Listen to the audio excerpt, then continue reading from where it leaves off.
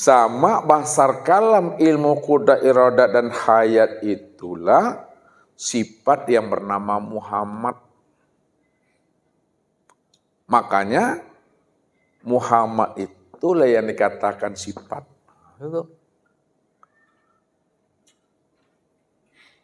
Lalu siapa sifat itu? Sifat itulah yang disebut namanya zat.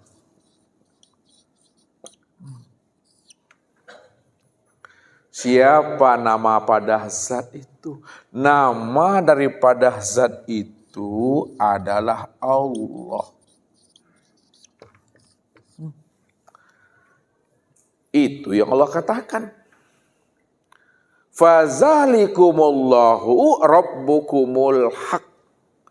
Maka zat yang demikian itulah Allah, Rabbmu yang sebenar-benarnya. Jadi Allah itu nama daripada zat. Siapa zat itu? Maknanya zat itu maknanya diri. Makanya dikatakan nama daripada zat, nama daripada dirinya itu adalah Allah. Innani anallah.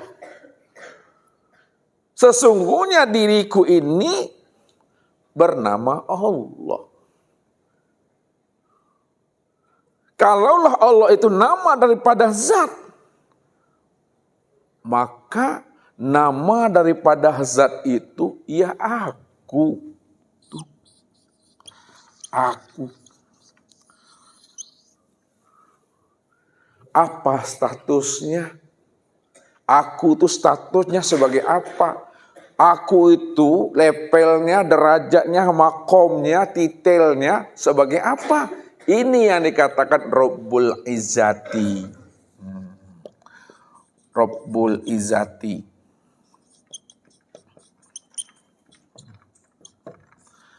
Atau sebut dengan Tuhan. Tuhan ini pangkat saja Bapak Ibu. Tuhan itu titel aja, Tuhan itu statusnya. Status daripada aku yang bernama Allah. Maka disitulah Allah menjelaskan, Innani anallah la ilaha illa ana. Ini dia. Innani anallah la ilaha illa ana. Sesungguhnya diriku bernama Allah. La ilaha. Tidak ada yang wujud. Tak ada yang nyata. Yang wujud dan yang nyata itu adalah aku semata-mata. Karena dialah yang wujud dan nyata. Terang dan sejelas-jelasnya. Hanya dia diri yang semata-mata ada. Maka disebutlah diri yang semata-mata ada itu. Itulah dirinya itu ahad. Ahad. Diri satu-satunya. Tidak ada diri yang lain selain daripada dirinya itu. Sekarang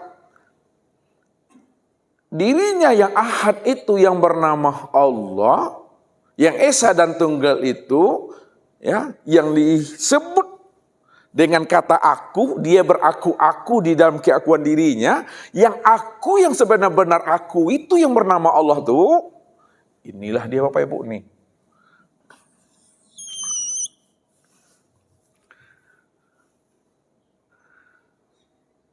Apa yang Bapak Ibu perhatikan tuh? Kosong. Ya, ketika Bapak Ibu melihat garis, maka yang menyebutnya adalah kosong. Sekiranya dia hapus garisnya, nah, sehingganya dia hapus garisnya, minta maaf. Nah, ketika Ustadz Gari kasih garis, ini kan garis fokus itu, ya, nah, dihapus nih, garis bantu nih mah, nah, garis fokusnya. Apa yang ada dalam pikiran Bapak Ibu? Apa yang ada dalam pikiran Bapak Ibu? Hilang. Kosong. Tidak bisa disebut kan? Hampa, itu hampa. Disebut kosong ketika ada garis bantunya. Maka garis bantu itu untuk menjelaskan makna yang sebenarnya. Kalau tidak ada garis bantu, tidak bisa disebut tuh. Tidak bisa Bapak Ibu melong kosong tuh, tidak bisa. Karena tidak ada garis bantunya. Apa yang mau disebut? Ya. Setelah ada garis bantunya, baru kosong. Tapi jangan dipandang garis bantunya. Jangan dipandang kosongnya itu. Pandang di balik yang kosong itu yang aku. Apa di balik yang kosong Bapak Ibu? Apa di balik yang kosong Ibu? Hampa. Jangan dipandang hampanya sebagai Tuhan. Pandanglah Tuhan itu di balik yang hampa tuh. Apa namanya? Jangan dipandang batinnya, pandang di balik batin itu yang Tuhan. Gak bisa disebut, jangan pandang tidak bisa disebutnya, pandang di balik kata gak bisa disebut tuh. Jangan dipandang diamnya, pandang di balik kata diam tuh. Asailah. Ini yang Ustaz maksudkan tadi, apa yang dimaknai oleh ulama? Ma yakhruju baina syafatain ilal isyarati wal iktibar. Apa yang keluar dari kata-kata ini, kosong, diam, tidak bisa disebut, itu menunjukkan isyarat, menunjukkan iktibar. Ambillah makna di balik iktibar isyarat yang dimaksudkan itu. Maknanya la sautun wala harpun. Kata-kata la sautun wala harpun itu tidak ada kata dan suara. Kata itu sebenarnya menjelaskan bahwa aku itu tak bisa disebut, tak bisa dijangkau dengan kata-kata. Berarti apa? Cukup dirasa, diam, dan diimani. Kata-kata dirasa, diam, dan diimani untuk memberikan pemahaman. Dia segala-galanya. Segala-galanya adalah dia. Itu dia. Itu makna yang sebenarnya. Maka untuk memudahkan kita membaca dia segala-galanya. Segala-galanya dia, karena dia tidak bisa dijangkau dengan kata-kata, tak bisa dijangkau dengan makna, lafaz dan suara. Maka diberilah pemahamannya, disebutlah akan rahasia dirinya, supaya kata-kata itu tahu kita makna yang sebenarnya di balik kata yang dimaksudkan itu tentang dirinya. Untuk memudahkan kita memahami dirinya ini, yang gak bisa disebut itu, yang gak bisa dijangkau dengan kata-kata dan ilmu, maka disebutlah namanya Ghaibul Ghuyub.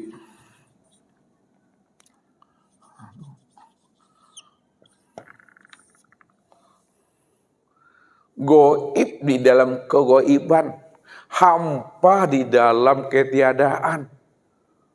Kosong sekosong-kosongnya. Wah. Sudah kosong sekosong-kosongnya, bukan sekonyong-konyongnya. Kosongnya. Kosong sekosong-kosongnya. Ini yang disebut namanya dengan hu. Hanya dia semata-mata, aturan penghantar kaji itu. Aku tuh. Karena dia yang ada semata-mata, maka disebutlah dia semata-mata yang ada. Itu disebut namanya Zatul Haq. Disebut namanya Zatul Bukti. Disebut namanya Zatul Bahdi. Disebut namanya wujud hakiki.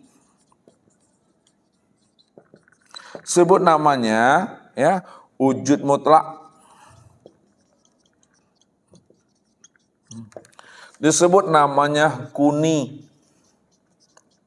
Disebut namanya kuni bil kuni.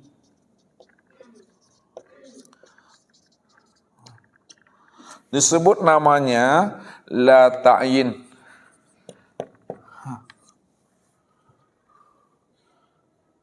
Ya. Semuanya itu Bapak Ibu menjelaskan tentang dirinya yang ada secara mutlak. Itulah yang dikatakan dengan zatul bihal. Semua keadaan ini, peristiwa ini, keadaan ini, wujud dalam bentuk rupa, dia semata-mata. Untuk mengungkapkan kalimat dia yang wujud, dia yang ada semata-mata, muncullah kalimat ini. Nah, ini yang dimaksud ma yahruju baina syafatain ilal isyarati wal iktibar itu. Karena dia yang ada, maka muncullah kalimat itu sebenarnya. Nah, maka di dalam Al-Quran tidak dijumpai zatul bukti, zatul haq tuh, ghaibul ghuyub tuh. Maka disebutlah, dirangkai, dirangkum seluruh kalimat ini dengan sebutannya batin.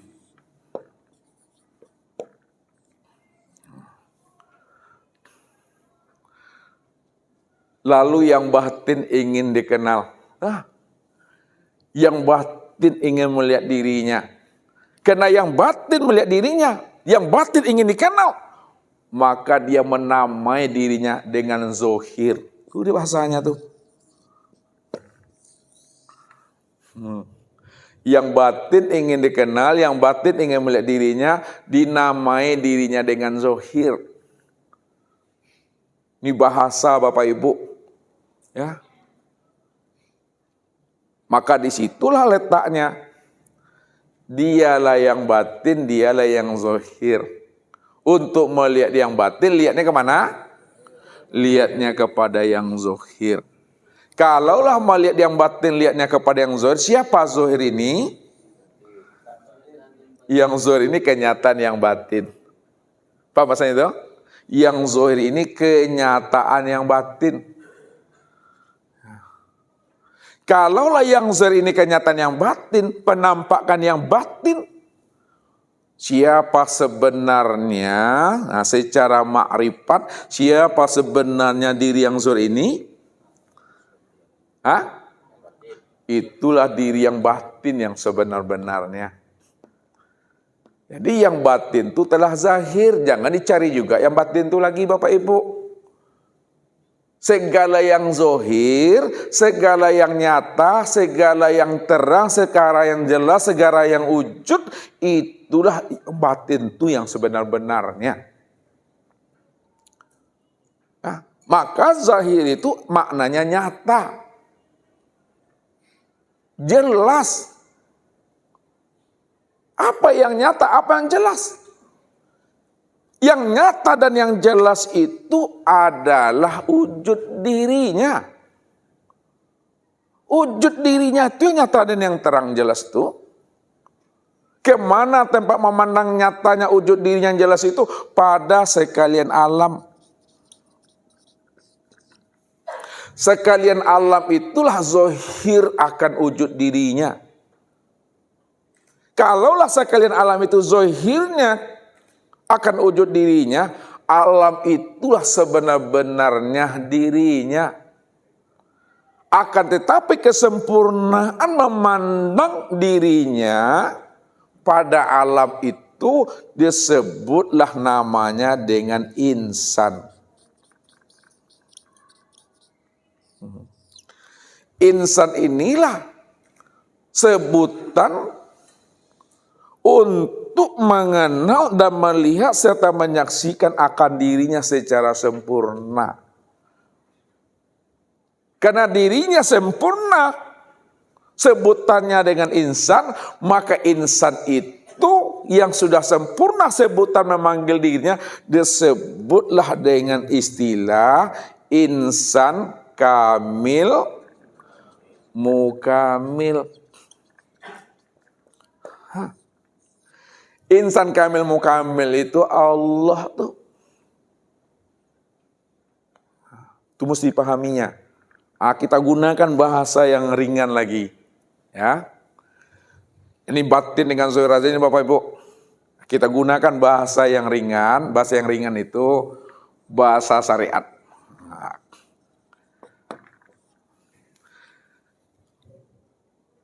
Kalaulah batin itu telah nyata, batin itu telah zahir, dan batin itu betul-betul sudah tampak wujudnya, ya, yang disebut zahir, maka secara bahasa syariat, kalau yang batin itu sudah benar-benar nampak dan nyata wujudnya, ya, yang disebut zahir nih, secara bahasa syariat, yang zahir ini apa sebutannya secara bahasa syariat?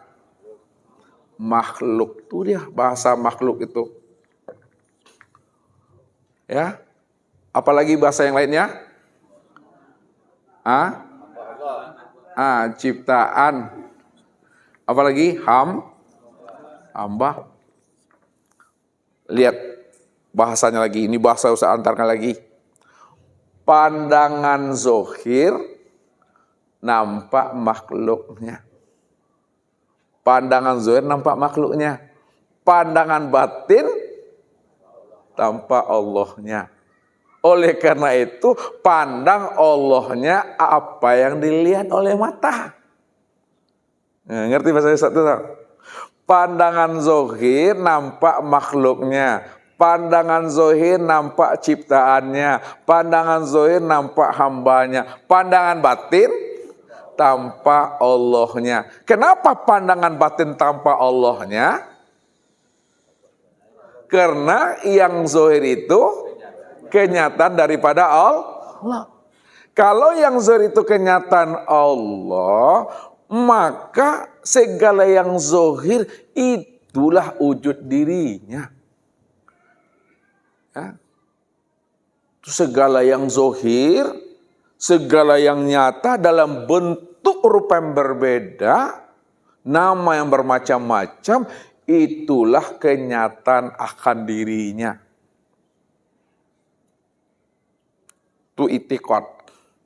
Nah, ini yang zahir ini secara bahasa makhluk ciptaan.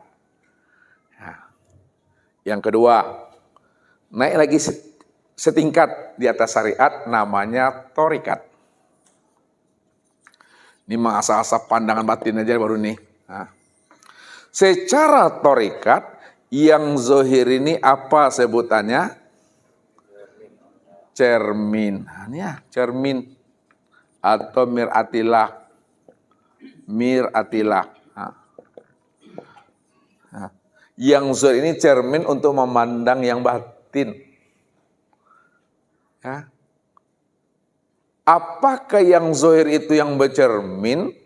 Dan apakah yang zahir itu dikatakan cermin? Secara hakikat, yang dikatakan yang cermin itu dan yang dikatakan yang zahir itu adalah si batin ini yang sebenarnya. Yang batin itu yang zahir, bukan yang zahir itu yang nyata. Ini enggak tajam sedikit. Ya, yang batin itu yang zahir, ya. Bukan yang zahir itu yang nyata. Yang batin itu yang zahir.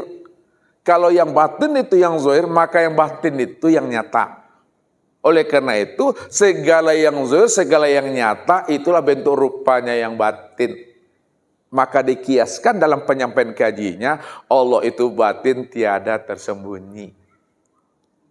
Allah batin tiada tersembunyi. Kenapa? Karena dia sudah nyata pada segala yang zahir. Segala yang zahir itu, itulah diri yang batin tuh. Maknanya apa?